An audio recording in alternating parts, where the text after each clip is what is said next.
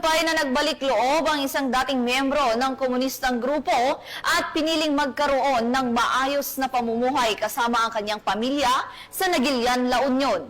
Police Master Sergeant Marvin J. Romero sa report.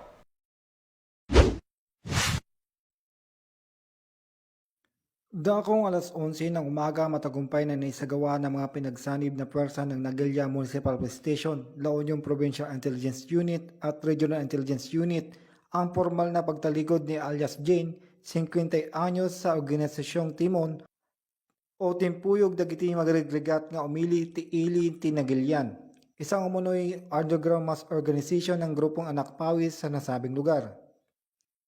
Sa harap mismo ng mga opisyal ng barangay ng Gusing Norte, lumagda sa isang oath of allegiance si Jane bilang patunay na kanyang pagbabalik loob sa gobyerno.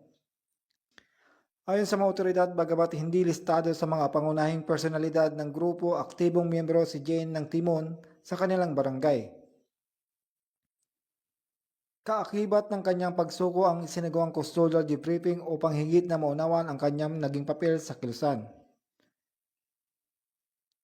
Isa na namang hakbang patungo sa kapayapaan at kaayusan sa lalawigan ng La Union. Mula dito sa Ilocos Region, ako ang inyong PNN Correspondent, Police Master Sergeant Marvin J. Romero, alagad ng batas, taga-taguyod ng Balitang Pulis.